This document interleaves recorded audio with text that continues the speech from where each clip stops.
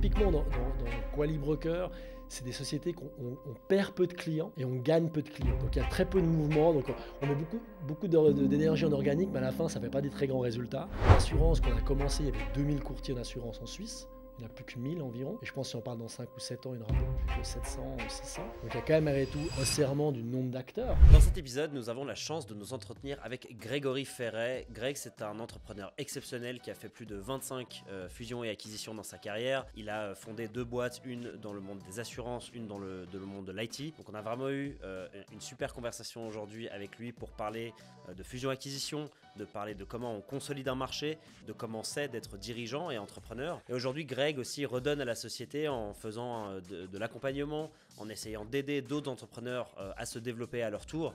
Et c'est quelqu'un d'exceptionnel que je vous conseille vivement de suivre. Et j'espère que vous allez vraiment apprécier cette conversation qu'on a eue avec lui. Greg, merci beaucoup d'être là. Un plaisir de t'accueillir. Merci pour l'invitation. Hello. Ça fait plaisir. On rentre tout de suite dans le vif du sujet sur la savane. C'est un peu comme ça qu'on fonctionne. Et donc, je vais rentrer dans le sujet des fusions.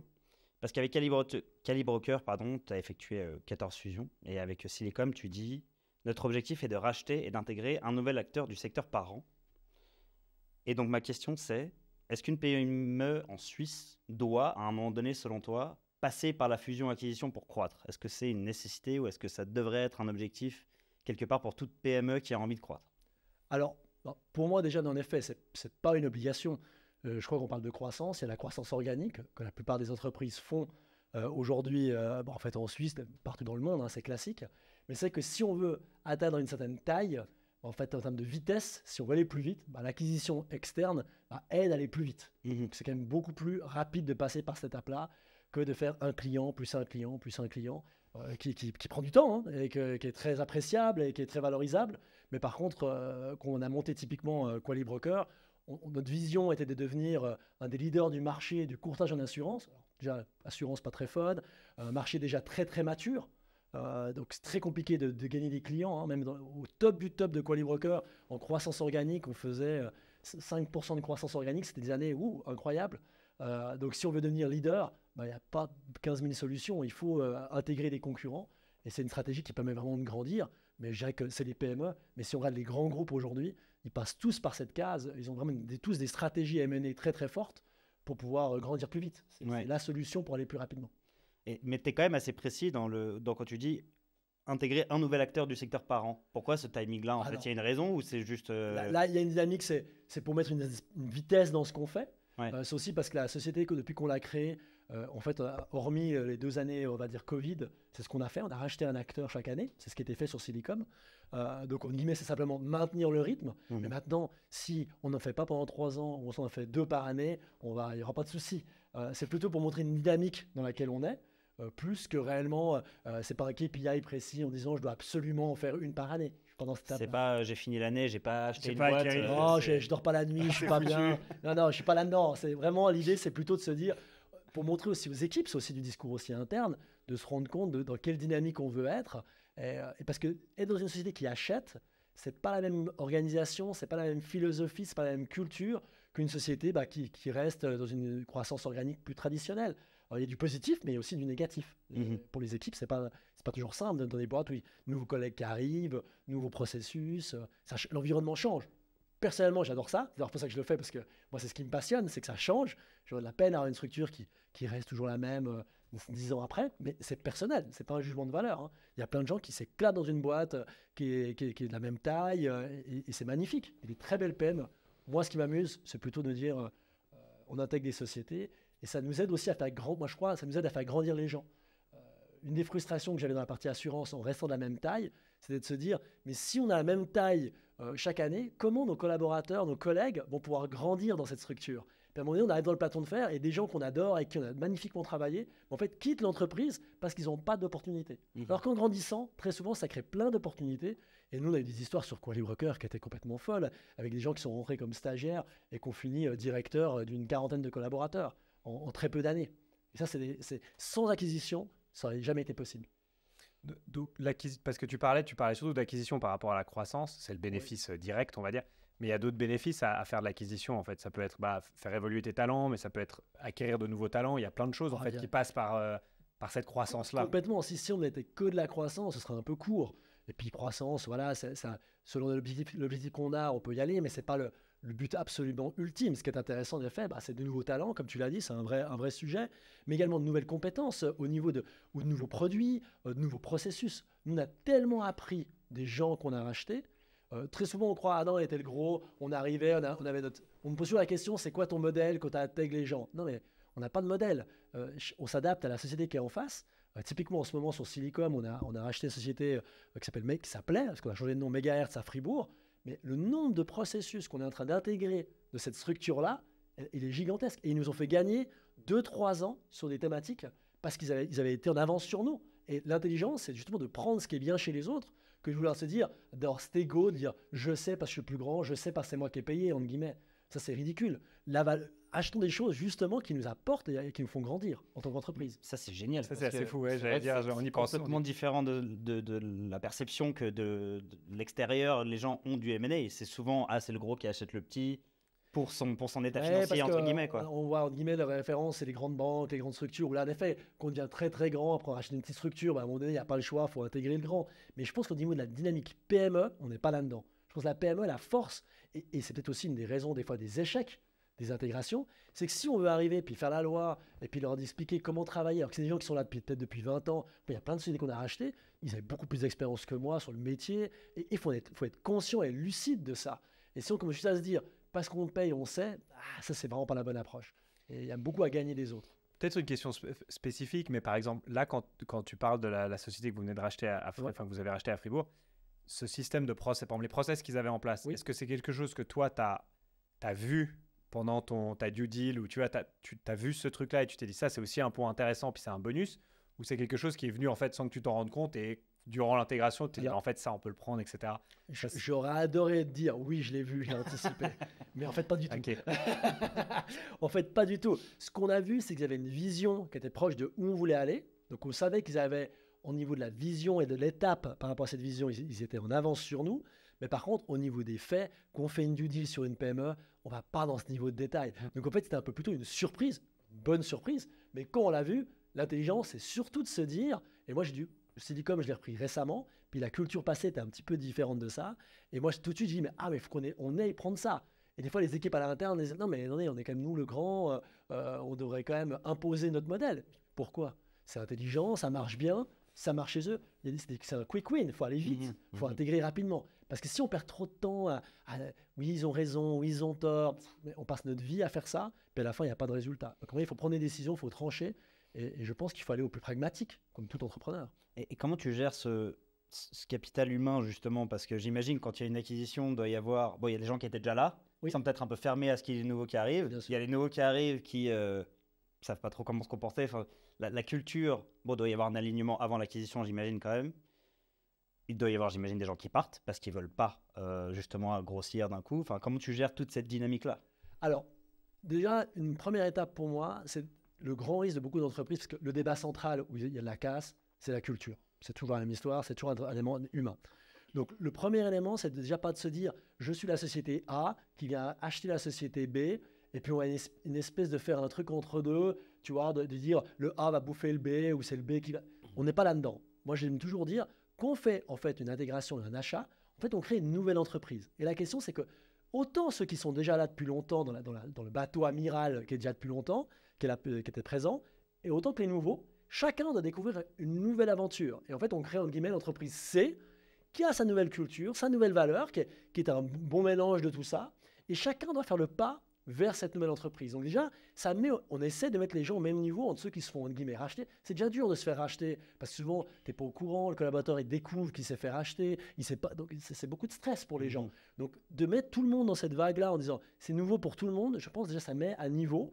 Et c'est aussi pour ceux qui sont présents, il faut essayer d'éviter le côté « Ah mais attends, moi je connais, il y en a beaucoup qui essaient de faire ça, je connais comment ça marche, puis qui disent à ses nouveaux collègues, je vais te montrer c'est quoi la culture, c'est quoi la vision. » Puis on a un peu ce côté condescendant, et ça, il faut le casser tout de suite. Et si on met dans cette dynamique, c'est nouveau, déjà, on peut déjà driver l'ensemble de l'entreprise. Après, il est vrai qu'il faut être transparent pour dire la culture, les valeurs, c'est quoi. Et puis moi, j'aime aujourd'hui, au tout début, je le faisais beaucoup moins bien, je pense. J'ai tendance à me dire, je vais essayer d'avoir amener tout le monde avec moi. Puis bah, on prend beaucoup d'énergie, j'ai perdu beaucoup de temps, puis à la fin, ça marche quand même pas bien. Mais aujourd'hui, j'ai plus une culture de dire, voilà, nos valeurs, c'est ça, notre culture, c'est ça qu'on va avoir. Entre guillemets, vous êtes les bienvenus si vous êtes là-dedans. Par contre, si vous ne le sentez pas du tout, dites-le tout de suite. Et puis, on trouve des solutions de sortie. Parce que voilà, c'est légitime que des fois, ça ne correspond pas à tout le monde. Et comment tu gères avec les fondateurs?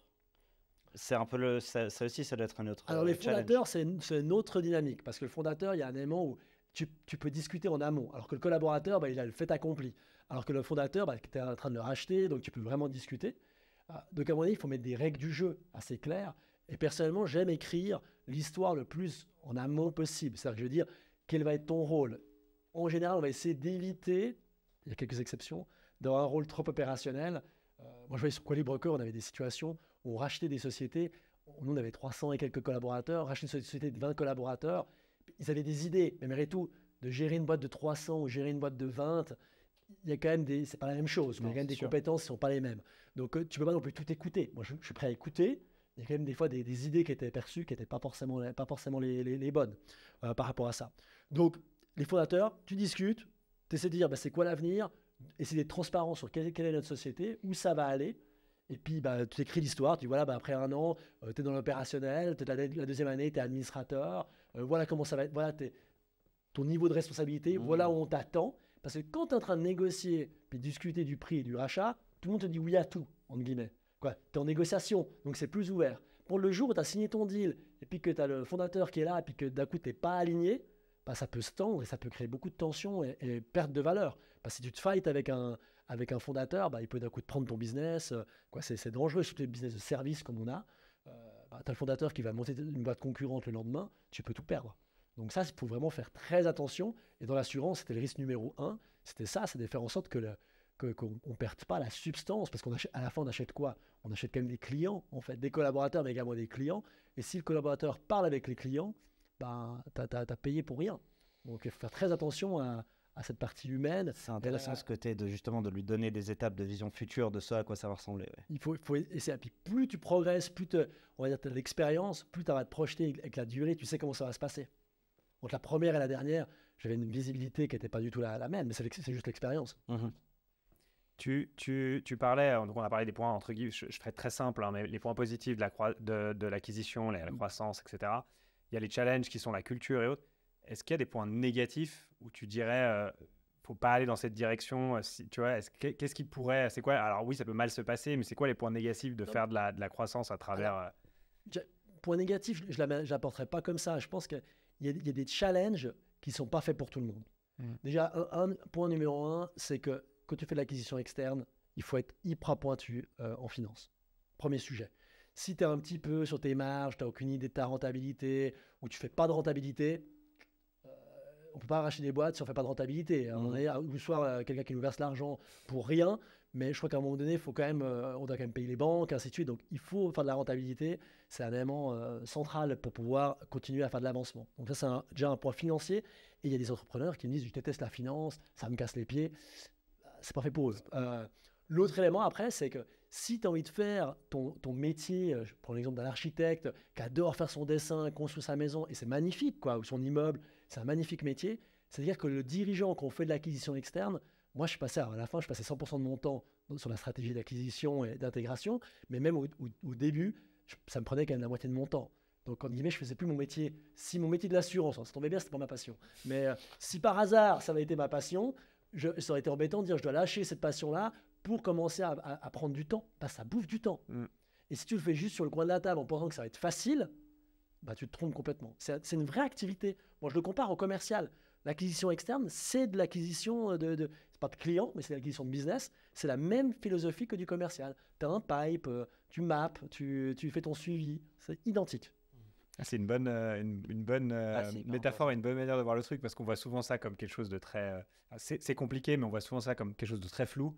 Alors que comme tu dis, en fait, c'est exactement la même chose que si tu allais acquérir un client, tu dis, lui, c'est ton deal, il est chaud, il est froid, où t'en es, avec quelle discussion t'as ton CRM, t'as ton truc, et puis tu mappes ton truc pour avoir quelque chose de très précis. C'est une méthodologie, en fait, précise. Après, les mécanismes ne sont pas les mêmes par la suite, mais l'idée est principale est la même, quoi. Mais ça rejoint ce que tu dis. On me dit tout le temps, et on m'a dit pour longtemps, alors je commence à vieillir, c'est moins le cas, mais au début, quand on faisait de l'acquisition, on allait voir des sociétés, puis des personnes déjà plus âgées, parce qu'on regardait les cibles avec des gens qui étaient potentiellement avant.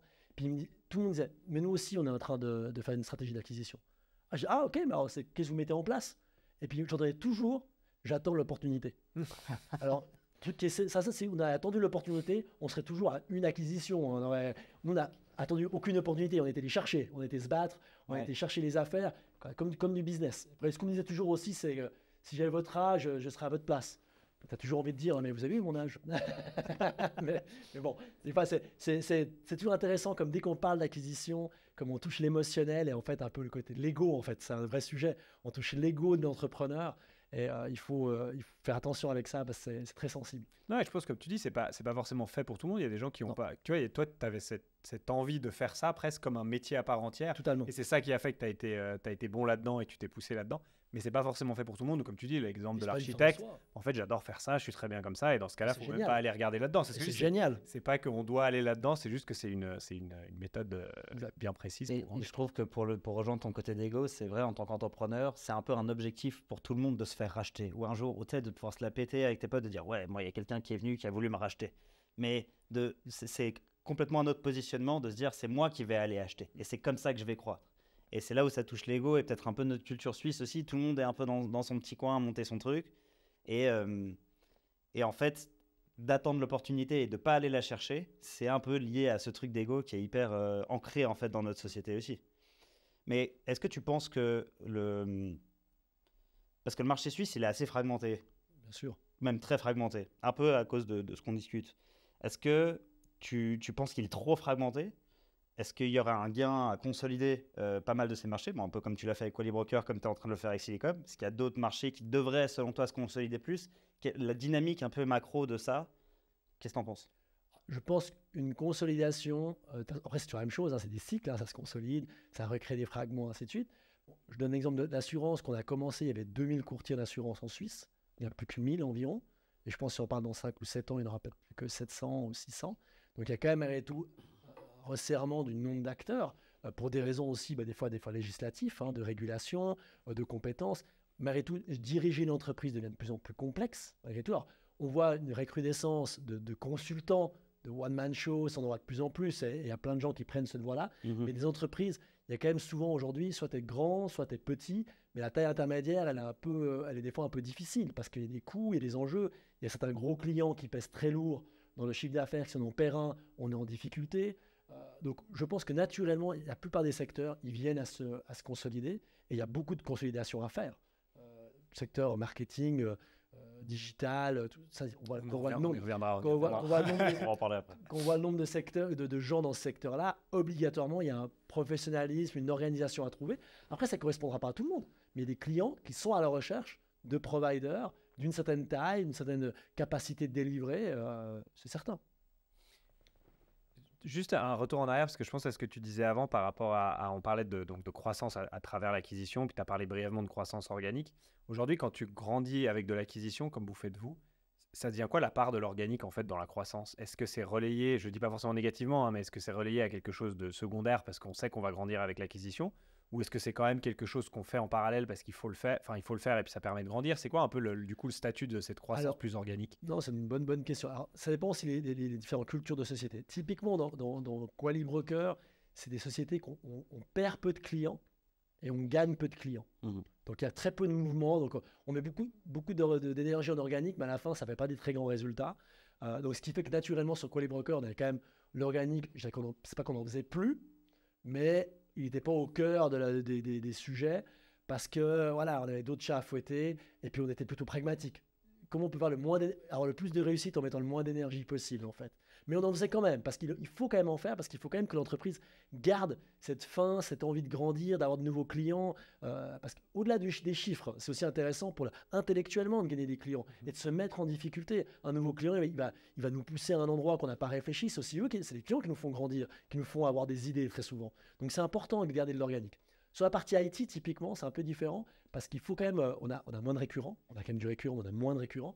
Donc on est obligé quand même d'avoir une machine organique qui amène du business tout le temps. Donc là, on est quand même obligé de la garder et on essaie de la gérer plus 50-50. Et est-ce que l'organique important dans l'IT est plus impacté du coup par une acquisition, par l'intégration, le changement dans l'équipe des process, qu'elle l'était dans un secteur où il y a moins d'importance sur l'organique? Oui, oui et non, parce qu'on essaie quand même de séparer les équipes et de protéger. Donc, on a vraiment les équipes commerciales qui font leur boulot, ainsi de suite, puis qu'on intègre. On essaie de pas trop leur casser les pieds, Ok. et puis on essaie de les épargner pour qu'ils continuent à faire leur job, en fait. Hein, et qu'ils font très bien d'amener des clients. Et c'est important. Si on arrive à faire les deux, les grosses boîtes arrivent à faire les deux. Ils ont des équipes M&A et des équipes en croissance organique. Après, des fois, en PME, il y a un débat de ressources, hein, tout simplement. Et est-ce que tu pourrais nous raconter une histoire d'une acquisition qui s'est mal passée? Oui, alors franchement, on a eu beaucoup de chance. Il y en a plusieurs qui auraient pu partir dans le décor et qu'on a un peu rattrapé à la volée. Quand même, quelques-unes, ça arrivait. Mais on en a une vraiment qui était une petite, mais qui s'est mal passée en fait. Où vraiment, on a eu un échec. Hein, simplement, c'était une petite acquisition, alignement moyen avec le fondateur, en fait, tout simplement. Des fois, c'est comme avec un collaborateur. Tu veux engager quelqu'un, puis tu le vois comme tu aimerais le voir, et lui, il te voit comme il aimerait te voir. Ouais. Donc, entre guillemets, tout le monde est d'un coup autour de la table. Ah, c'est super, on est fait pour être ensemble. Mais en fait, tu t'es pas vraiment mis à mal et tu t'es pas posé les bonnes questions. Donc, c'était un peu ça le problème qu'on a eu. Et après un an, on voyait que je pense que nous, on le gonflait, et puis lui, il nous gonflait. Ça marchait pas, quoi. Donc, assez rapidement, on s'est rendu compte, on disait, ça va pas marcher. Par contre, où je suis content sur cette histoire-là, c'est qu'après un an, on s'est séparés. Et il nous a racheté une partie de la boîte qu'on lui avait achetée. Mais je trouve qu'on n'a pas bien réussi notre collaboration, on n'a pas bien réussi à vivre ensemble, mais on a réussi à faire une séparation intelligente. Ça n'a pas fini en pugilat, on a payé ce qu'on lui devait, il a respecté ses conditions, nous on a respecté les nôtres, et on a trouvé une voie de sortie. On a été plus intelligent sur la voie de sortie que sur la voie de travailler ensemble. Ça, c'était le positif. Ce que j'ai appris, c'est quand même, même si ça ne se passe pas bien, essayer de sortir le plus propre possible. J'ai le plus propre, bien sûr. Moi je dis frustration, il en a certainement également beaucoup, mais malgré tout, on a quand même dans l'ensemble un peu comme un divorce, quoi. Vaut mieux un mauvais arrangement qu'un bon procès. Ouais, exact. Donc c'est avec le fondateur qui a eu des petites frictions, mais pas au niveau de l'équipe ou des process, etc. C'était vraiment plus la relation avec le fondateur. Il s'était pas rendu compte dans quel type de boutique il rentrait, quoi. Donc on a eu déjà une certaine taille. Puis c'est quand même Qualybroker, c'était quand même un rouleau compresseur dans le fonctionnement. On avait des process quand même très établis. Puis voilà, qu'on a une petite société, puis on rentre d'un coup, quand je dis petite, c'est avec d'un coup 7-8 collaborateurs, puis on rentre dans une boutique de 200. D'un coup, tout va très vite. La dynamique change complètement. Donc la dynamique, elle change. Et je pense qu'il ne s'était pas préparé à un tel changement. Ouais. Et moi, c'est ma responsabilité, c'est l'erreur que j'ai commise, c'est de ne pas l'avoir rendu assez attentif. Parce que je l'ai vu, quoi. Je savais que ça allait aller là. Et c'est de ma faute, j'aurais dû être plus vigilant et mettre le point plus fort sur attention à ça, attention. Mais c'était bien conscient, voilà ce qui va se passer. Là, j'ai appris, mais sincèrement, la faute est plus de mon côté que de la sienne. Tu dirais que ça, c'est souvent de ce que tu as vu, alors vous n'êtes peut-être pas arrivé autant de fois, mais dans ce que tu as vu même ailleurs, dans d'autres boîtes qui ont fait de la fusion, etc., ou de l'acquisition, c'est quoi les erreurs les plus fréquemment commises? Est-ce que c'est le lien entre le fondateur qu'on rachète et puis il n'y a pas une bonne synergie? Est-ce que ça, c'est vraiment le truc qui se passe le plus souvent? Et malheureusement, si ça se passe mal, c'est souvent à cause de ça. Est-ce que c'est plutôt dans l'intégration du staff ensuite? C'est quoi? C'est où? Je pense que c'est ces deux dynamiques-là. Et en fait, elles sont assez connectées. C'est-à-dire que le fondateur, il faut avoir un bon lien avec, mais le meilleur gardien des équipes en place, c'est le fondateur. C'est-à-dire que si le fondateur, il va avec ses équipes du passé, puis il dit « Ah, mais ils sont super, t'inquiète pas, ça prend du temps », puis il rassure les gens, en fait, les gens ils vont être moins stressés en bas. Par contre, si on est en fight absolue, déjà au niveau du fondateur, quand les équipes vont l'appeler pour dire, parce qu'il ne faut pas rêver, hein, les équipes, ils appellent en disant, puis il ne faut pas rêver, ils ne vont pas être contents. Au début, personne ne dit, ah, je me suis fait racheter, c'est génial. En général, c'est des exceptions, là, c'est pas comme ça. Et donc, quand ils appellent, le discours du fondateur, il est crucial, c'est quand même la boussole. Donc, c'est important que le fondateur soit bien pour que les équipes soient intégrées. Puis après, il faut essayer des fois de les respecter.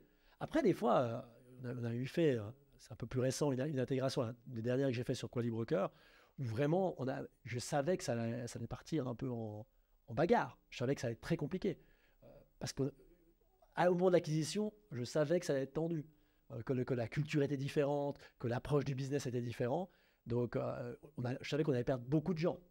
Et ça, c'est dur aussi, mais c'est typiquement le genre de choses qu'on n'a pas pu faire au début de l'aventure de Qualybroker, parce que je pense que j'aurais mis beaucoup à mal les équipes initiales historiques. Mais en fait, avec l'expérience que toute mon équipe avait d'intégration, on a pu aller sur ce type de deal qui sont touchy parce que d'un coup, tu as racheté une société où il y a 80 collaborateurs, puis 6 mois après, il y en a plus de 35.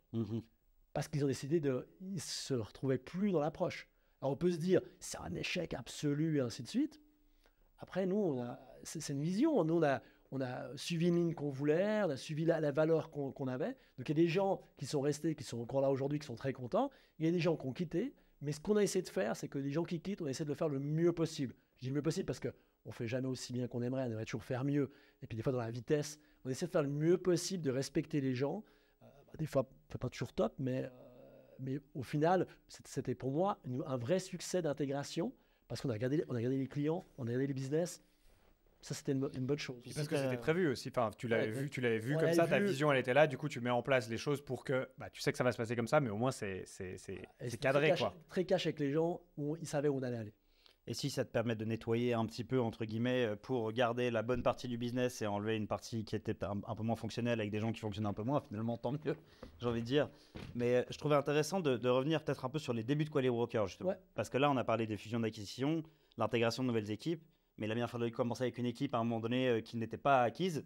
Non, clairement. Déjà, pourquoi vous avez commencé, toi? Parce qu'il me semble que tu n'étais pas tout seul. Non, clairement pas. Pourquoi Qualibroker? Pourquoi les assurances? Et comment l'équipe s'est fondée? Comment s'est passé un peu le début? Alors, le début, il est assez... Alors moi, j'ai un parcours simple. Moi, j'ai fait un apprentissage de commerce, donc j'ai fait 15 ans, 18 ans dans le secteur de l'assurance. Ouais, donc ça répond à ta question. Simple. Pourquoi l'assurance? Après, j'ai travaillé pendant 1 an dans le domaine de l'assurance. J'ai monté un business avec mon frère dans le domaine événementiel, qui n'avait rien à voir. C'est mon frère qui a eu l'idée, qui a poussé, puis je l'ai rejoint pendant quelques mois. J'ai retravaillé 2 ans dans le domaine, jusqu'à 22 ans dans l'assurance. Et puis là, je me suis dit, mais en fait, je veux devenir entrepreneur. J'avais plein d'idées. Des boîtes de nuit, de boulangeries aux États-Unis. On a eu plein d'idées farfelues de ce type-là. Puis à un moment donné, c'est l'expérience d'aujourd'hui que je vois, c'est que quelle idée d'aller monter des business dans des secteurs qu'on ne connaît pas. Donc assez naturellement, je suis revenu à quelque chose qui était... mon métier qui était en fait l'assurance. Et puis c'est là, en 2005, en fait, on a créé une première société, je dis on parce qu'on était 2, première société dans le domaine de l'assurance. Et pendant 5 ans, on a monté le business, en guillemets, de façon organique, un client plus un client. On est monté jusqu'à 8 collaborateurs, jusqu'à 800 000 francs de chiffre d'affaires. Et pour nous, c'était extraordinaire, on a l'impression que c'était génial. Mais bon, j'avais quand même une certaine frustration de ça. Et c'est là, en fait, on a rencontré une autre personne, qui est toujours aujourd'hui président de Qualibroker, qui s'appelle Jean-Maurice Caillé, qui lui était plutôt quelqu'un avec une vraie culture de stratégie, d'investissement, une vraie expérience de fusion-acquisition. Puis on s'est rencontrés sur un deal, en fait, sur un client d'assurance. Et puis il n'est pas du tout assureur, il était banquier à la base. Et puis on s'est assez vite entendu, puis on s'est dit pourquoi on ne fusionne pas nos 2 sociétés et on met en place une vraie stratégie de fusion-acquisition. Mais ça venait de lui, nous on n'avait aucune idée, moi j'avais aucune expérience là-dessus. C'est vraiment lui qui est venu avec ce concept-là. Et puis, on a fonctionné ensemble. Puis au fil des années, on a construit l'histoire. T'avais quel âge là, du coup alors, au tout début de Qualibroker? Qualibroker, j'avais 23 ans. Et puis, qu'on a mis, j'avais 27 ans qu'on a commencé à faire. Et ça ne s'appelait pas Qualibroker, ça s'appelait Sorel.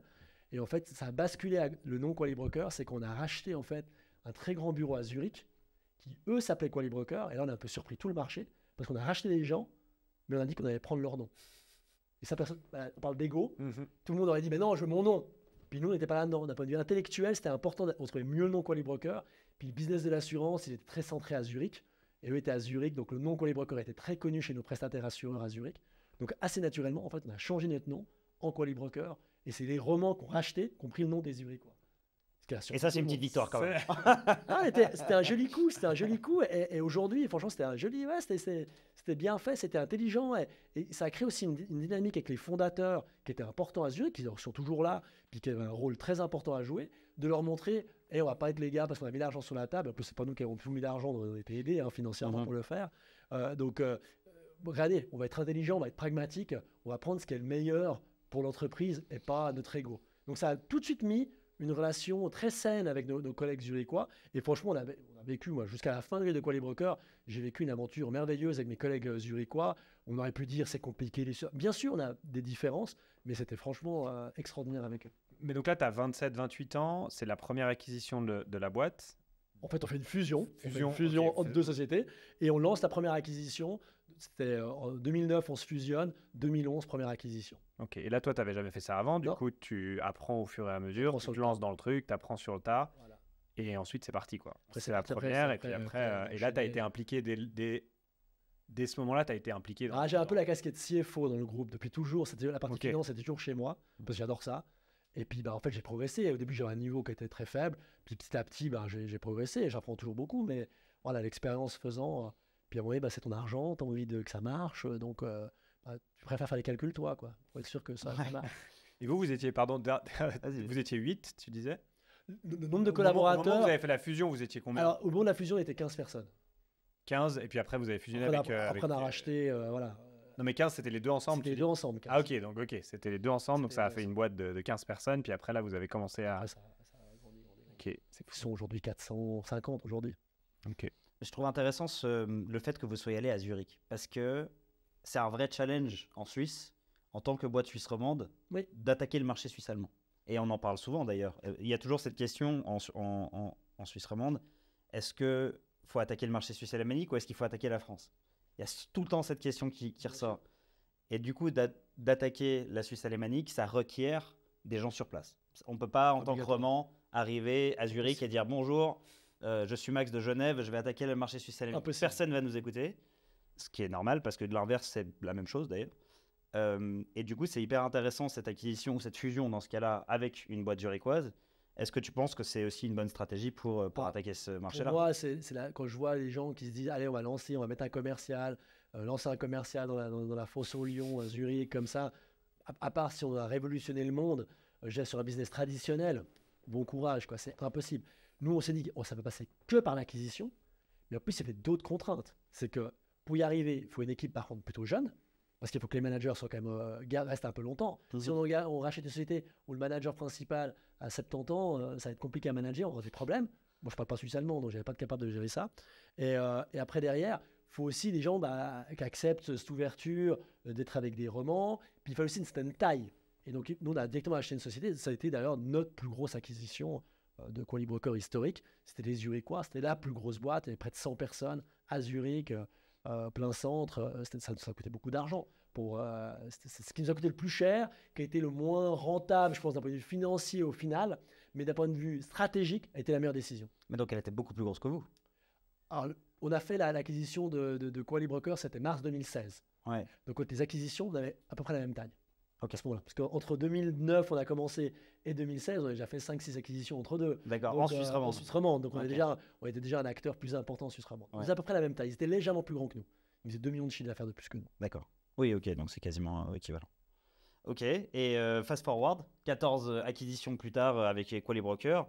Comment tu dis que, ok, maintenant Qualibroker, c'est fini pour moi? Alors, il faut comprendre ce qui nous a aussi beaucoup aidé, ce qui nous a permis de grandir aussi, parce que ça coûte beaucoup d'argent de faire de l'acquisition. Donc, il faut aussi, au début, on a tout financé nous-mêmes avec nos propres deniers, les prêts de la famille, des amis, des machins. Donc, à un moment donné, on se retrouve dans une situation où on a un peu de moyens, puis il faut dormir la nuit, parce qu'après, il y a le stress. Voilà. Parce que le gros montant veut dire gros risque. Il faut payer les intérêts, il faut payer les salaires. Donc, on ne peut pas faire de la gestion financière et puis pas avoir de résultats, sinon on n'est pas bien. Donc, ça, c'est très stressant. Puis à un moment donné, si on veut continuer à avancer, on s'est posé la question avec Jean-Maurice Caillé, justement, on s'est mis autour de la table, puis on s'est dit, mais qu'est-ce qu'on fait? Est-ce que maintenant, entre guillemets, on calme le jeu, et puis on consolide, on attend de récupérer un peu d'argent, de rembourser nos dettes, puis on continue à partir? Mais on se dit, il y a quand même une fenêtre de tir qui est maintenant. Et donc là, on s'est mis à la recherche de partenaires financiers. Et c'est là, en fait, on a commencé à regarder donc, des private equity, des privés qui nous auraient aidé financièrement. On a regardé différentes options. Et c'est là, en fait, un de nos contacts nous a présenté, en fait, Christian Burrus, Burrus très connu en Suisse et en France, qui avait une activité dans le domaine de l'assurance concurrente à la nôtre, mais en France, pas du tout en Suisse. Et on a réussi à faire un deal, en fait, où ils sont rentrés à 20% dans le capital de Qualibroker à ce moment-là, et qui nous ont aidés à faire des financements par la suite.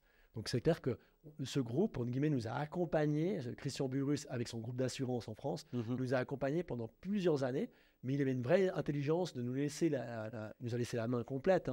C'était extraordinaire comme aventure. Il nous a vraiment, on était entre entrepreneurs, entre nous, mais avec la puissance d'un groupe. Ce qu'est le rêve pour un dirigeant, déjà. Tu gardes le côté entrepreneur PME, tu es actionnaire important, mais tu as les moyens d'un groupe. c'est extraordinaire. Et Christian a toujours eu cette intelligence de s'entourer de gens qui faisaient cette croissance, et ce qui nous a permis d'avoir une croissance aussi grande.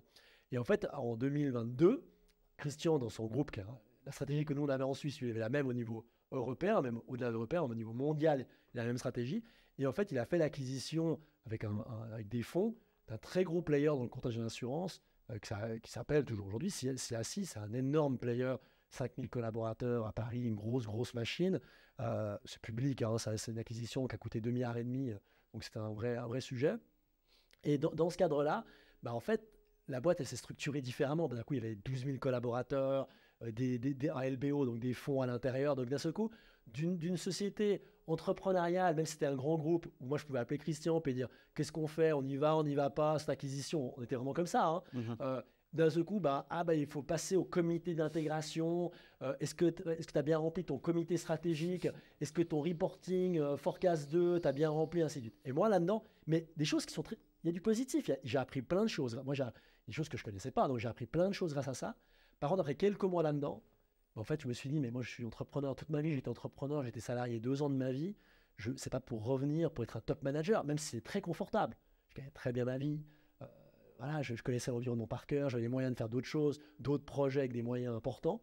Mais à un moment donné, cette valeur-là, je m'y retrouvais plus, en fait. Ouais. Donc, ça m'a mis du temps. C'était compliqué parce que très vite, je savais que j'étais plus, ça me convenait plus. Mais après, tu as l'équipe avec qui tu as travaillé, il y a ce que tu as construit. Puis d'un coup, de se dire, maintenant, je vais devoir quitter ce que j'ai construit. Après, on avait un avantage, c'est qu'on avait toujours construit nos conventions, qu'en tant que fondateur, si on voulait quitter, on avait un prix de vente. Donc, la sortie n'était pas si compliquée que ça. Et en fait, à un moment donné, j'ai dit, ok, je prends la décision. J'ai dit, je veux quitter parce que c'est exactement ça. Je peux en parler très publiquement parce que c'est la vérité, c'est exactement ça ce qui s'est passé. Et puis, on a prévu la sortie et ça s'est passé très bien. Bien sûr, c'est pas simple. Hein, au début, émotionnellement, pas facile. Mais aujourd'hui, franchement, dans quelques mois, je suis très content. J'essaie de faire le mieux possible. Je n'ai pas tout fait parfait. J'ai essayé aussi d'accompagner mes collègues. Mais après, mes collègues, voilà, je savais aussi qu'en quittant, on tombe dans un groupe plus structuré, plus international, donc avec tous les avantages d'avoir ça et tous les inconvénients. Moi, à un moment donné, je n'avais pas de DRH, je n'avais pas de CFO, on faisait tout nous-mêmes, on avait une autre philosophie. C'est clair qu'aujourd'hui, il y a des CFO, il y a une équipe finance qui est très grande, il y a une équipe de DRH, donc ça amène plein de choses positives, mais une fois, ça amène aussi des choses moins positives. Donc après, c'est le choix de chacun de vouloir être parmi ce type d'aventure ou pas. Et moi, ce que je dis toujours à mes collègues, il faut remercier la beauté d'avoir eu autant d'années magnifiques où ils ont pu grandir dans l'entreprise. Vous avez gagné de ça. Maintenant, l'aventure, elle se termine. C'est pas grave. Ça, on ne peut pas vous l'enlever. C'est ça qu'il faut regarder. Souvent, les juges jusqu'à la fin. Et je trouve intéressant de regarder le parcours qu'on a eu et ce qu'une entreprise ou un environnement nous apporte et pas juste regarder à l'instant T. Ah, mais c'était mieux avant. Mais ok, c'était peut-être mieux avant. Les choses changent. Mais au moins, on a vécu des belles années. Et ça, faut remercier ces belles années-là. Ah, c'est une très belle vision. Et là, tu dis, bon, ok, on recommence.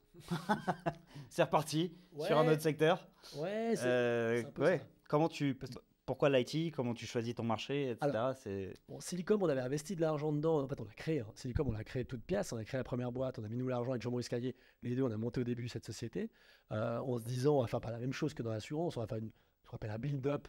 Dans le truc de M&A, on appelle ça un build-up. Donc, réunir des gens et puis faire des acquisitions pour grandir. Et puis, je m'étais toujours dit, c'est un endroit, c'est toujours intéressant d'avoir une société sur le côté. Après, j'ai d'autres investissements dans d'autres secteurs. De se dire, si à un moment donné, il y a un endroit qui ne nous plaît plus, c'est toujours un endroit où on peut aller travailler, ainsi de suite. Puis au début, on avait un CEO qui était en place. Puis je me dis, je vais rester dans le conseil. J'étais président du conseil. Rester président du conseil. Et puis, quand j'ai vendu finalement l'ensemble de Quali Broker, mes actions propres, j'avais 42 ans. Je me suis dit, mais est-ce que vraiment... Je n'avais pas encore trouvé ma voie, qu'est-ce que j'allais faire après-demain? Et je me dis, ce que je sais faire, c'est diriger des boîtes.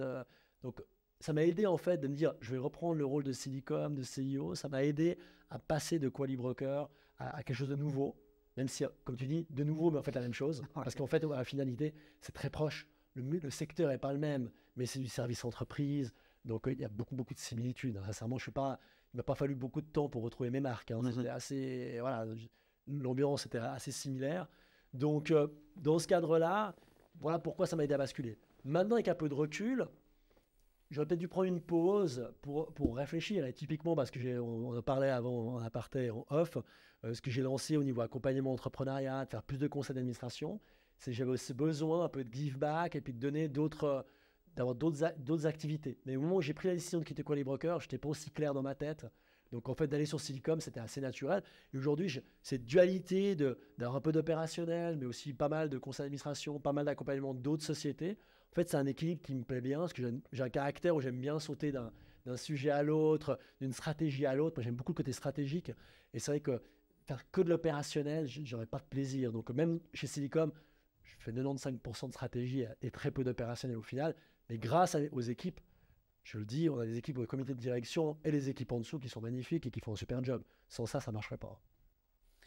Tu as parlé brièvement, tu es passé, comme on disait, de l'assurance à l'IT, c'est assez, comme tu dis, similaire, entre guillemets, etc. Mais est-ce que de ta part, il y a eu une réflexion sur ce secteur-là en disant non, mais l'IT, parce que, je sais pas, tu as fait une analyse, tu as réfléchi à ça en disant il y a un potentiel, il y a quelque chose là-dessus, ou c'était plus une opportunité parce que tu avais déjà, pour dire, tu avais ton œil sur 3 boîtes que tu pouvais consolider, etc. Est-ce qu'il y a eu cette réflexion-là ou pas? Il y a eu une vraie réflexion. De nouveau, c'est avec l'associé historique Jean-Maurice, on s'est mis autour de la table, on a fait une sortie ouverte et puis on s'est dit c'est quoi les secteurs cibles en fait. Et l'IT, quand on a monté la boîte, c'est quand Velti Group a vendu à Swisscom. Velti Group était un gros acteur roman qui a vendu à Swisscom. Donc naturellement, ça allait générer un appel d'air. On le savait. Donc secteur en plus à en devenir, tout via digital.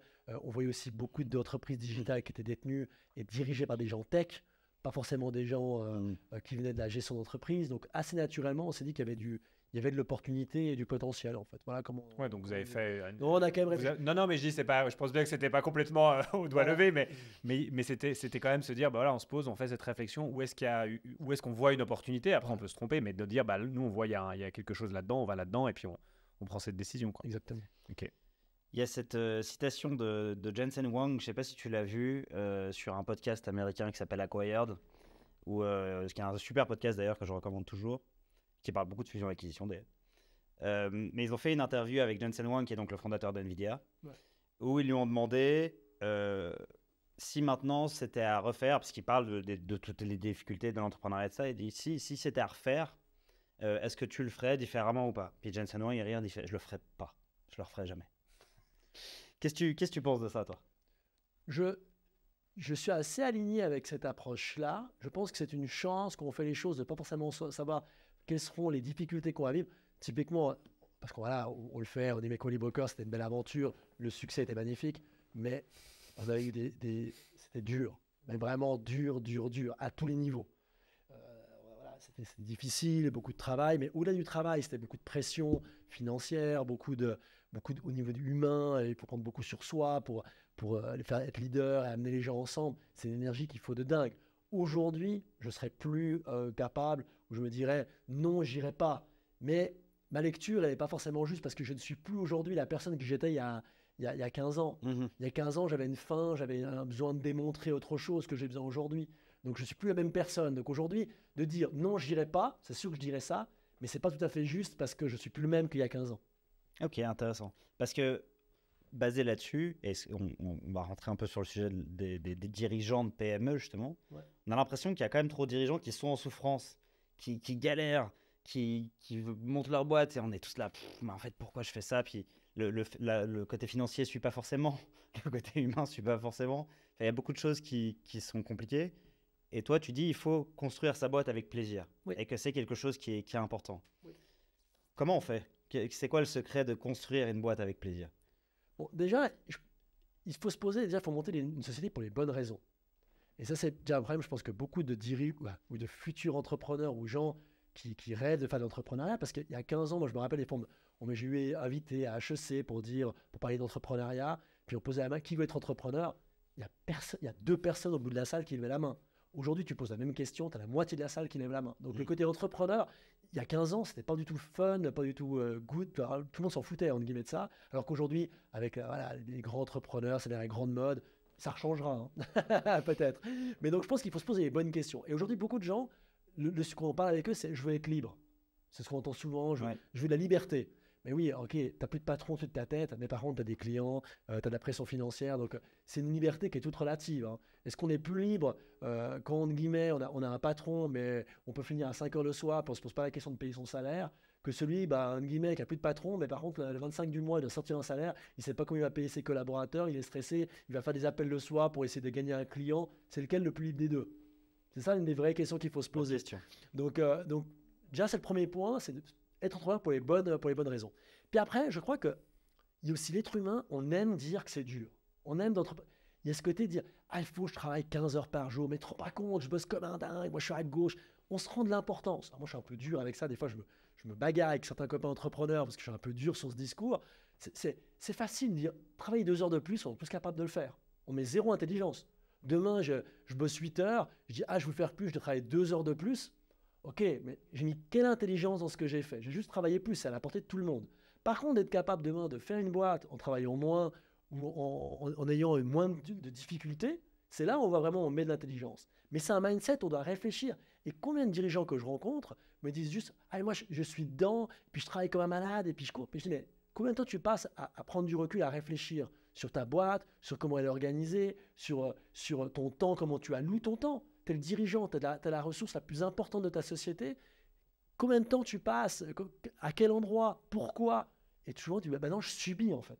Et ça, je pense qu'il y a vraiment une problématique. On est aussi un peu dans cet historique de notre génération, un peu plus jeune, mais malgré tout, nos parents nous ont appris, il faut travailler dur, il faut que ce soit difficile. Si tu as réussi sans suer, c'est que tu n'as pas vraiment réussi. Et ça, je trouve qu'on doit, et je pense que notre génération doit changer ça pour dire non, on doit mettre de l'intelligence dans ce qu'on fait. Et ça ne veut pas dire que ce n'est pas facile. Bien sûr que c'est dur, il y a des moments de difficulté. Je ne suis pas en train de dire que tout est facile, la vie est rose. Il y a des moments de difficulté, mais il faut quand même que la balance, on soit quand même dans un côté positif. Je fais le parallèle avec le sport. Celui qui gagne la Coupe du Monde ou la Coupe d'Europe en ce moment de football, les joueurs, ils se sont battus, ils se sont entraînés, ils ont des moments difficiles. Mais des fois, dans la douleur, on a du plaisir. Parce que voilà, on s'est dépassé, et c'est ça, on prend du plaisir même dans la douleur. Mais si ça devient que de la douleur, puis on n'y trouve plus aucun plaisir, là il y a une vraie question, pourquoi le faire? Parce qu'il n'y a aucune raison de se faire à ce point-là mal. En plus, on est en Suisse. L'entrepreneuriat dans certains pays, en voie de développement, pour certaines personnes, c'est la seule voie de s'en sortir.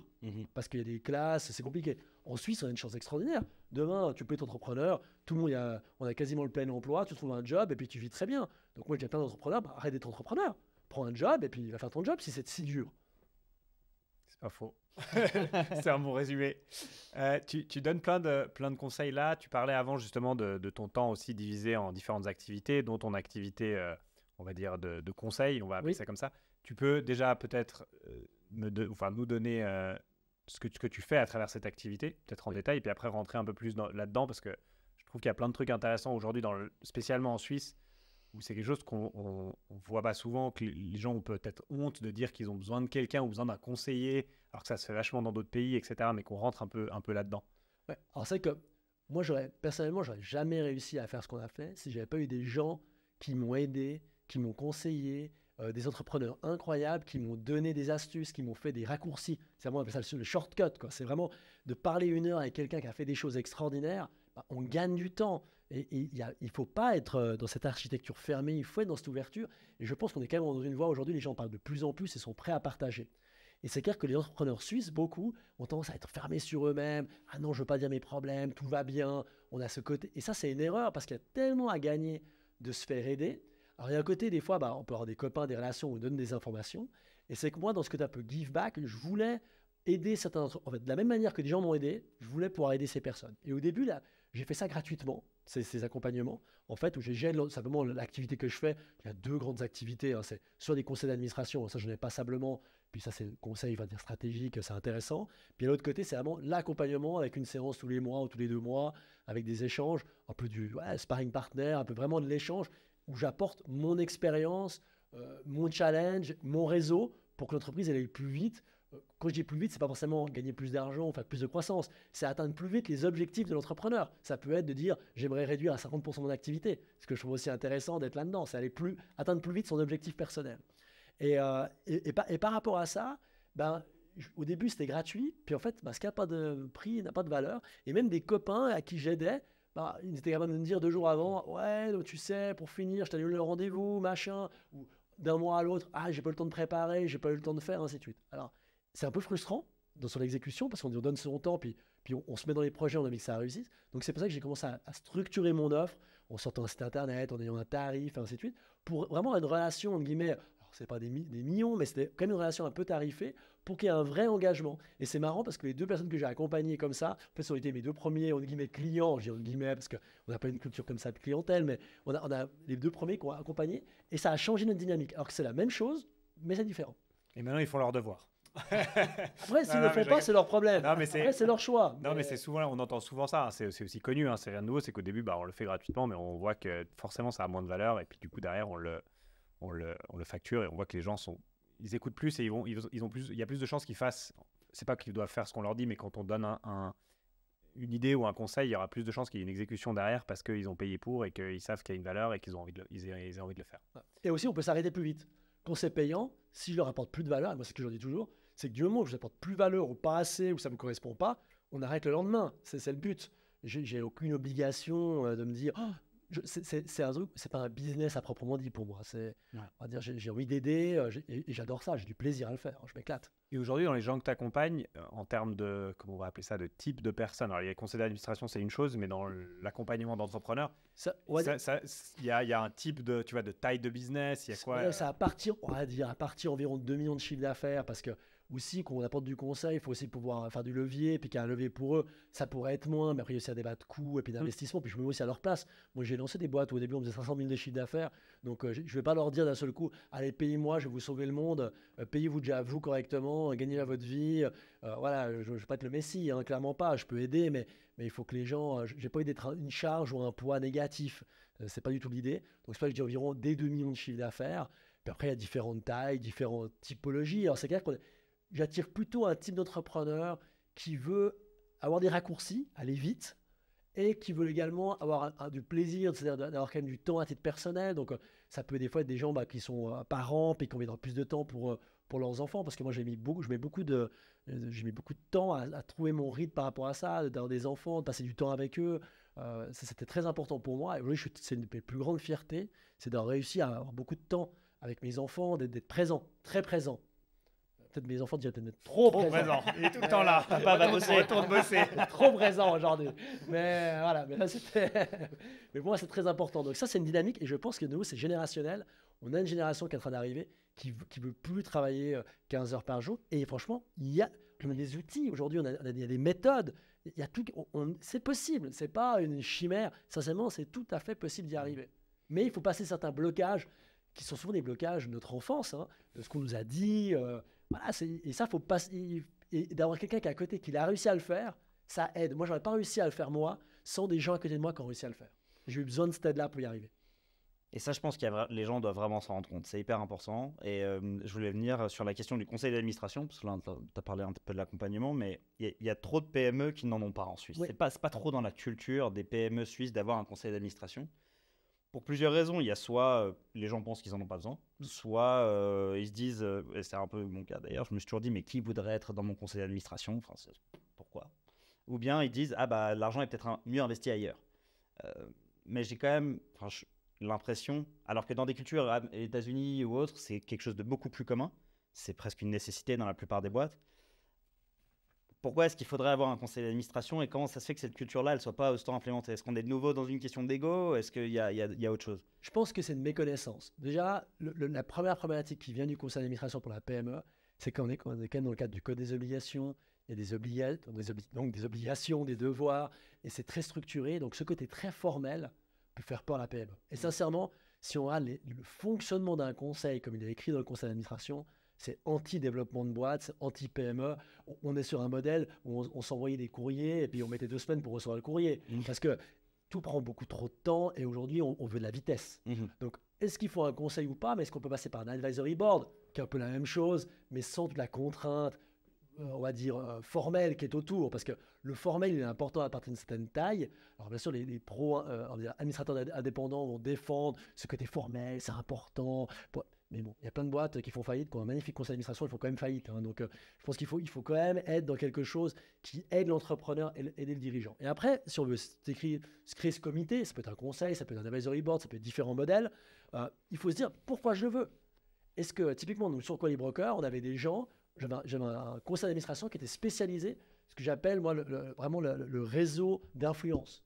C'est que quand j'avais réseau d'influence, c'est des gens très connus dans le marché, des PME, que quand j'avais un client potentiel, je pouvais faire appel à ces personnes de réseau d'influence pour dire, mais tu ne connaîtrais pas le patron de cette boîte, Ah bah oui, je connais, puis il faisait un coup de fil et il me créait de la confiance qui me faisait accélérer mes ventes dans certains business. Des fois, c'est ça. Là, moi, je fais partie d'un advisory board où je les aide à structurer leur stratégie de fusion-acquisition. On est 2 à le faire et on les aide vraiment à construire parce que ils veulent faire de la stratégie de fusion-acquisition, donc ils sont venus chercher de la compétence et on les aide sur cette partie-là. Donc, je pense qu'il faut se dire c'est quoi mon aide et ça va coûter beaucoup moins cher d'avoir quelqu'un dans le conseil ou qui nous accompagne dans la durée que d'avoir de façon sporadique une personne, de temps en temps un consultant où on n'a aucune idée est-ce qu'il est vraiment performant ou pas. Donc, je pense que ça se construit vraiment et les entreprises ont tout intérêt. Puis, il ne faut pas avoir peur aussi de mettre les règles du jeu. Ça peut durer 1 an, 2 ans, après tu changes. C'est très utile un conseil d'administration. Et plus il y a d'actionnaires en plus c'est utile. Ça peut être aussi il y a aussi un côté stratégique. Moi, je le fais dans un autre conseil où il y a des familles qui sont propriétaires. Il y a bien sûr le conseil d'administration classique où on joue un rôle stratégique pour l'entreprise, mais il y a aussi un élément très stratégique dans la relation entre les familles. C'est très important. Donc, la relation entre les actionnaires. Donc là, on peut aussi jouer un rôle. Donc, il faut bien se dire qu'on est actionnaire et propriétaire d'une société, avec de quoi j'ai besoin à ce moment-là, puis se créer une équipe, et ce sera beaucoup moins coûteux, et ça peut vraiment être un magnifique accélérateur. Moi, je le vois dans les conseils où je suis, des fois, maintenant, entre guillemets, on m'invite moi pour être un réseau de référence, parce que j'ai beaucoup de contacts dans le domaine PME, mais je vois, on a réussi à faire des coups magnifiques, et qui étaient gagnants-gagnants pour les entreprises, où ils ont de nouveau, ils ont eu des raccourcis grâce à nos réseaux, grâce aux gens autour de la table. Vas-y. Non, je voulais juste pour rebondir sur ce que tu as dit au niveau tu aides donc à structurer cette entreprise dans leur stratégie de fusion-acquisition. Oui. Ça sonne assez opérationnel. On a l'impression souvent que le conseil, c'est un peu un espèce d'organe qui flotte un peu au-dessus, qui est là pour, en gros, dire quoi faire et donner des conseils, sans vraiment aider ou sans avoir l'opérationnel. Enfin, c'est la vision, je pense, que pas mal de gens ont du conseil. Qu'est-ce que tu penses par rapport à ça? Mais je pense qu'il faut gérer son conseil et ses gens autour de soi de la même manière qu'on gère sa boîte, de façon pragmatique. Et il faut essayer de sortir des modèles établis en disant en fait, parce que dans le code des obligations, un conseil, c'est comme ça, ou parce qu'on m'a dit que c'est comme ça. Je pense qu'il faut se dire de quoi j'ai besoin, puis parler aux gens, voilà de ce quoi j'ai besoin. Si t'es d'accord, t'es pas d'accord, ça te marche ou ça marche pas. Et bien, typiquement, sur cet advisory board où je suis, il y a plein de choses. On fait comme un conseil d'administration traditionnel, même si c'est en dehors du conseil. On fait tout est traditionnel, à l'exception de la partie fusion-acquisition, où là, vraiment, on met plus les mains dedans et on aide l'équipe à construire parce que c'était leurs besoins. Donc, on ne s'est pas mis de limite, on était, entre guillemets, créatif, mais pas créatif, c'est juste qu'on s'est écouté, quoi. Le patron s'est dit, j'ai besoin de ça, puis moi, je dis, go, on le fait, c'est cool. Ton conseil, ce serait pour une boîte peut-être plus petite, dès le début, d'essayer de construire un peu cet advisory board le plus rapidement possible, qui peut changer, qui peut évoluer en fonction des besoins, etc., mais d'aller dans cette direction assez rapidement, parce que pour finir, ça va te faire... C'est le meilleur shortcut du monde. C'est un accélérateur qui est magnifique. Et puis, la question que Max disait tout à l'heure, mais pourquoi les gens seraient intéressés de venir, mais tu serais halluciné le nombre de gens qui rêveraient. Moi, on me demande tout le temps comment je peux rentrer dans les conseils, Plein de gens qui viennent me voir dire, moi, je suis même prêt à rentrer gratuitement dans les conseils pour aider, parce qu'en fait, ils ont besoin d'expérience, ils ont besoin d'apporter de la valeur, puis c'est valorisant. Les gens ont aussi besoin de reconnaissance. Et être dans un conseil, c'est de la reconnaissance. Et en tant qu'être humain, on a ce besoin-là. On a besoin de sécurité, un peu de pouvoir, mais la reconnaissance, c'est un point très important. Et des dirigeants, comme vous êtes vous, qu'on est entrepreneur, beaucoup d'entrepreneurs, ils n'ont plus beaucoup de reconnaissance. Vous savez ce que c'est, on est isolé. Personne ne vous dit sur l'épaule, c'est super ce que tu as fait aujourd'hui, c'est magnifique. Personne ne te dit ça. Donc des fois, entre associés, vous pouvez vous aider, mais personne ne va te dire ça. Et donc, d'être dans un autre environnement de conseil, en fait, on a vraiment de la reconnaissance pour dire « Ah, mais tiens, j'ai donné un coup de main. » Puis là, le dirigeant va dire « Ah, mais tu m'as aidé, c'est super. » Moi, c'est un des endroits où j'ai le plus de reconnaissance. Et ça fait du bien parce qu'on peut se dire « Mais non, je n'avais pas besoin. Je sais ce que je veux. » Non, blabla. Tout le monde a besoin de ça. On a besoin un peu de reconnaissance et ça fait beaucoup de bien d'en avoir. Et c'est un endroit où les gens sont prêts à donner du temps et de l'énergie parce que c'est valorisant pour eux également. Et on apprend. Moi, j'apprends énormément dans les conseils. Énormément. Ouais, c'est génial. Vraiment, ce que je retiens là, je pense que tout le monde devrait le retenir, c'est faites votre conseil d'administration, votre advisory board, et ne vous limitez pas à ce que la théorie veut ou à ce que vous pensez de ça. En fait, construisez votre advisory board, votre conseil. Soyez aussi créatif que dans votre business. Ouais, c'est intéressant. Je pense qu'il y a beaucoup de gens qui ne voient pas ça du tout comme ça. Et c'est vachement intéressant. On aimerait faire un petit exercice avec toi. Oula. Qui est l'exercice dont on parlait un petit peu tout à l'heure. Donc on revient un peu à l'histoire de la consolidation du marché, de la fusion-acquisition. Et en réalité, on va profiter un peu de ton expertise pour discuter de tout ça. Si tu devais consolider le marché du marketing digital aujourd'hui et des agences, on en a déjà un petit peu parlé, toi et moi, lors d'autres événements. Il y a EDG, par exemple, qui a réussi à le faire en France. Je ne sais pas si tu connais EDG. C'est quand même un mastodonte de ça. Super intéressant. On a aussi été en contact avec Romain de Jellyfish à ce sujet, qui fait partie aujourd'hui de DG. Et c'est hyper intéressant de voir ce qu'ils ont fait. Comment est-ce que toi, tu t'y prendrais aujourd'hui au niveau de la Suisse pour essayer de consolider ce marché-là? Moi, je ferais exactement de la même manière que j'ai fait le reste. Hein. La méthodologie est toujours la même. Donc déjà, le premier élément, c'est moi je m'apprête, donc je fais du mapping. C'est-à-dire donc je listerai quelles sont les boîtes qui m'intéressent. Vraiment, si je pouvais appuyer sur une baguette magique puis dire cette boîte-là, elle peut nous intéresser, j'irai regarder puis les noter. D'un coup, tu sors une cinquantaine de sociétés en Suisse romande, par exemple, qui pourraient être intéressantes. Et puis après, faut se mettre en ordre de marche, d'aller les rencontrer, pour aller discuter avec eux, pour dire voilà, qu'est-ce qu'on. Salut. Salut, on peut se connaître, ainsi de suite. Donc d'avoir cet échange-là. Il y a un travail aussi en amont de se dire, toi en tant que société qui veut consolider, où c'est que tu veux aller, c'est quoi ta vision, c'est quoi ton modèle d'affaires. Il faut quand même avoir un peu essayer de trouver quelque chose un peu d'innovant ou tu as un certain axe, parce que tu vas parler avec d'autres sociétés. Si tu dis juste, voilà, vous faites quoi vous, vous faites ça, nous aussi, puis tu n'as pas une vraie vision, il faut quand même avoir ce côté leadership et avoir une vision pour transformer. Mais de toute façon, la vision va évoluer au fil des acquisitions, parce que tu vas apprendre ton marché. Et ce qui est intéressant de rencontrer tes concurrents, tu apprends sur ce qu'ils font, tu vas découvrir de nouveaux marchés, de nouvelles façons de faire. Puis ce qui est intéressant, c'est que les gens, c'est l'être humain. Quand tu vas leur dire, mais vous faites comment, c'est quoi vos succès, les gens répondent parce qu'on a envie de partager ce qu'on fait de bien, parce que les gens font plein de choses bien. Donc les gens ont envie de partager ça. Donc il y a plein de choses à apprendre derrière ça. Donc après, je ferai ce mapping et puis je ferai ce suivi commercial. Après, il y a tout ce qui est financement qui est bien sûr important, qu'il faut structurer. Donc, si vous avez moyen de le faire seul, le faire seul. Mais après, vous pouvez aussi trouver des partenaires financiers qui donnent un coup de main sur une partie. Mais je pense qu'il n'y a pas au début, il n'y a pas forcément besoin de beaucoup d'argent parce que les premières opérations, elles se font plutôt en une espèce de fusion où on se met ensemble, on se regroupe. Après, quand on est comme ça d'une certaine taille, on est obligé de payer un peu plus les gens. Mais au début, il y a vraiment ce côté projet. On peut se mettre dans un projet clair et puis trouver des gens qui ont la même dynamique de fusion. Vous voyez, des acquisitions qu'on a faites 10 ans plus tard, on n'a jamais pu les faire au début, au-delà du côté financier. Hein. On n'aurait jamais pu les faire parce qu'on n'avait pas le même mindset, on n'était pas encore prêt. Les premières acquisitions, on avait besoin de gens avec qui on pouvait travailler, avec qui on pouvait construire ensemble. Les dernières, un peu moins. C'était plus, on achetait des clients. On avait moins besoin de construire avec eux. Donc il y a aussi des étapes. Donc moi, je ferais ce mapping, avoir un suivi annuel, rencontrer les gens, puis être prêt. Après, il faut aussi être prêt de se dire, mais est-ce que je suis prêt à partager? Est-ce que je suis prêt à avoir peut-être moins d'actions? Est-ce que c'est le projet qui me drive, d'avoir une belle agence globale et puis avoir de l'influence dans mon marché, ou est-ce que c'est que financier?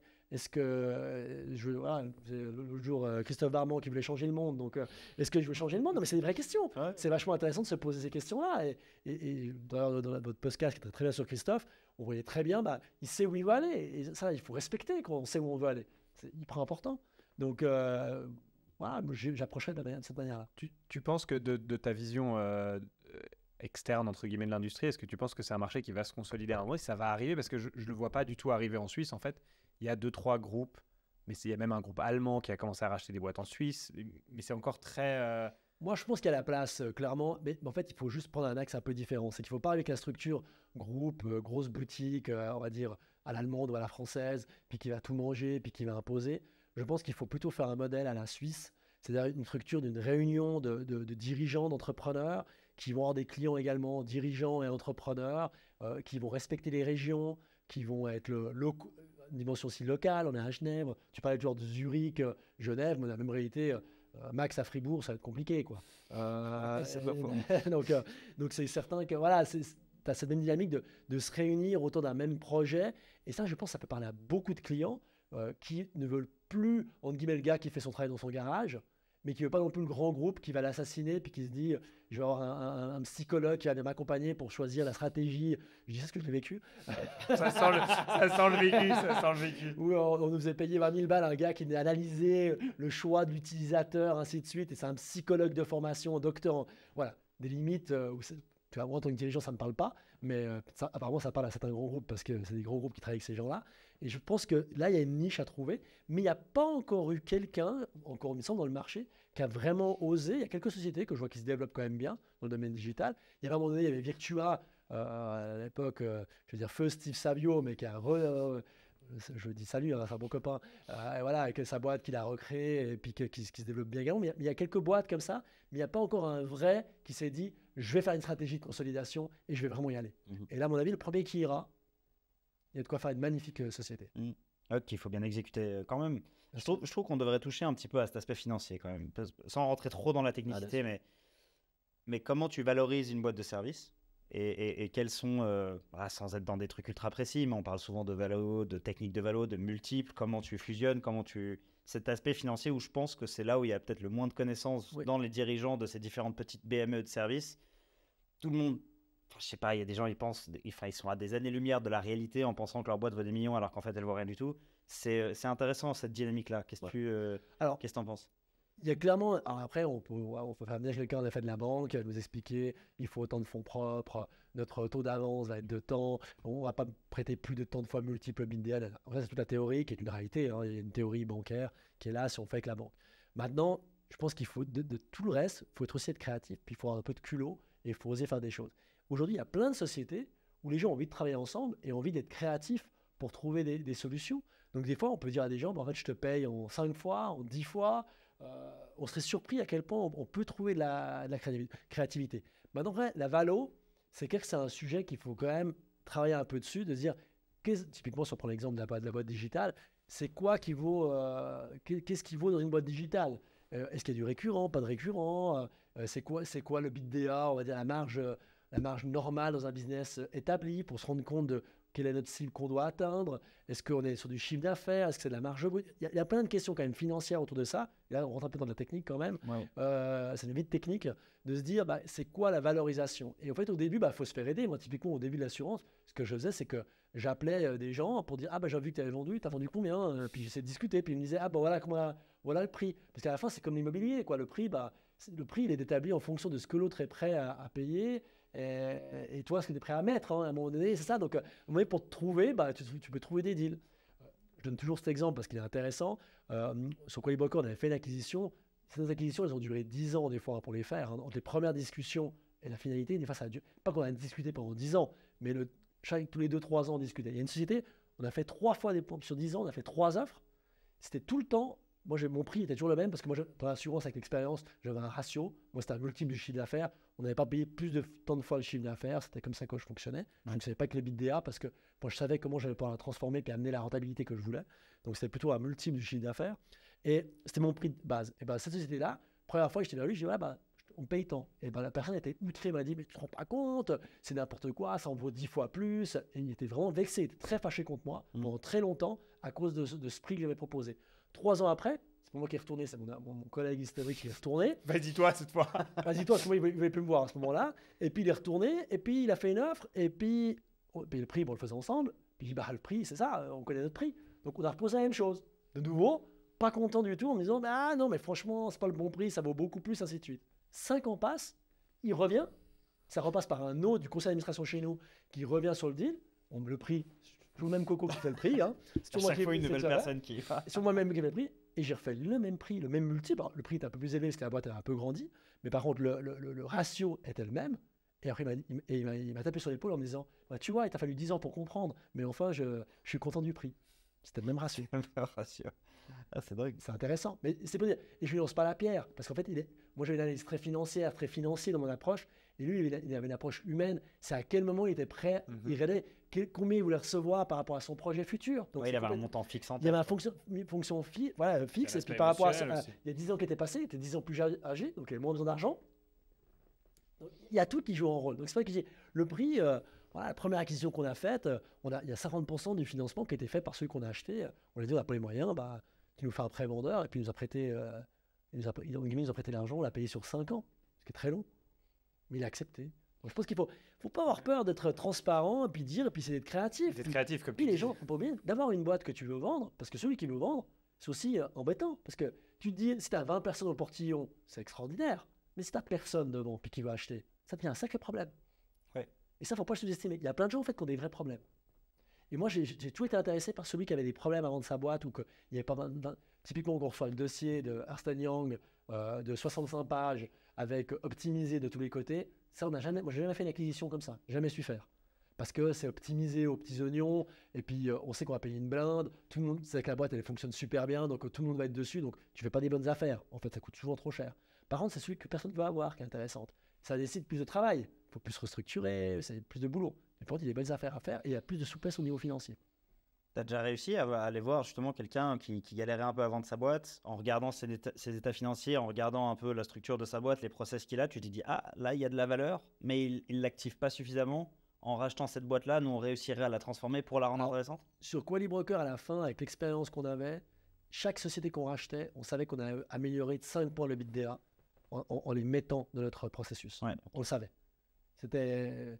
Après, rien que sur un process. Hein. Sur un process, on savait. Après, sur l'organisation de la société, je pouvais te dire quasiment à 12 mois à l'avance, on va faire tel résultat, parce qu'on va structurer comme ça, comme ça, comme ça.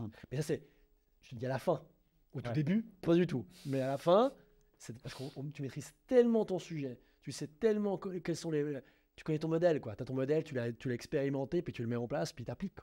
C'est ce que font les tout gros groupes. Hein. Les gros groupes, c'est ce qu'ils ont. C'est fou. Ouais, c'est fou. Bon, donc il faut se travailler sur ton modèle. Il y a de la réflexion. Qu'est-ce que tu donnerais aujourd'hui, Greg, comme conseil à un entrepreneur qui aimerait se lancer dans l'entrepreneuriat? Ah, c'est la bonne...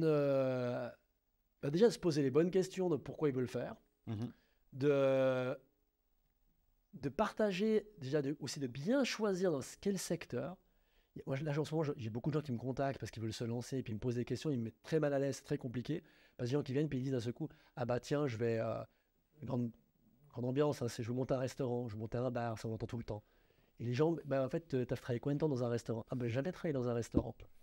Ok, donc moi j'aurais tendance à dire, aller où les gens ont de l'expertise, quoi. Il faut peut-être aller dans ce centre d'expertise, parce que découvrir un secteur que tu connais ni les ni la danse, tu n'as pas de moyens, ainsi de suite, mais c'est l'échec assuré. Puis il faut essayer de ne pas rêver. Il y a aussi le truc où les gens, moi je vois ça plein de fois, les gens ils disent, ah je suis en train de monter ma boîte, j'ai ce projet d'entrepreneuriat, tout ça, puis ils te montrent déjà le logo. Tu sais, ils ont déjà fait c'est ceux qui ont déjà créé leur logo à l'avance. Ok, c'est quoi ton business model? C'est quoi ta clientèle future? Ah non, mais eux, leur rêve, c'est de mettre le logo, puis le nom de l'entreprise. On a fait une sortie pendant 48 heures pour réfléchir sur le nom de l'entreprise. Et la carte de visite. Ouais, et la carte de visite. Elle est importante. Exactement, c'est l'importante. Et ça, c'est des indicateurs pour moi très importants. Ça montre tout de suite que les gens n'ont pas compris ce que c'est le business, en fait, et l'entrepreneuriat. Comment faire pour aller le plus vite possible pour vendre? C'est ça la clé. C'est comment tu vends, qui sont tes clients. Donc, je pense que ces questions-là, elles sont essentielles. Et puis de se dire, ça ne va pas être facile. Il ne faut pas croire que c'est simple. C'est très compliqué. Et si au bout des 2-3 premières embûches, on voit que c'est une horreur et puis qu'on est en souffrance, parce qu'il y a beaucoup de gens qui disent je veux être là, puis ils sont en souffrance. À un moment donné, il faut se rendre à l'évidence que ce n'est pas fait pour ça. On n'est peut-être pas fait pour ça. Et ce n'est pas grave. Hein. Pas tout le monde est fait pour être dirigeant. Et puis être dirigeant, ce n'est pas une fin en soi. Hein. Non, puis c'est vraiment... Ouais, c'est pas cool tous les jours. Donc effectivement, il faut avoir les reins solides et il faut réussir à passer et à aimer ça. Je pense qu'il y a un peu de ça. Ouais. Question traditionnelle de fin, Alex? C'est le moment. C'est le moment. Là, j'ai peur. J'en ai vu quelques-unes. J'ai pas pu me préparer. Non, celle-là, elle n'est pas dans la mind map. C'est un peu la question piège. Greg, qu'est-ce qu'il faut pour avoir une belle vie? C'est une très belle question. De nouveau, je ne suis pas la personne qui pourrait juger pour tout le monde. À titre personnel, avoir une belle vie, qu'est-ce que c'est?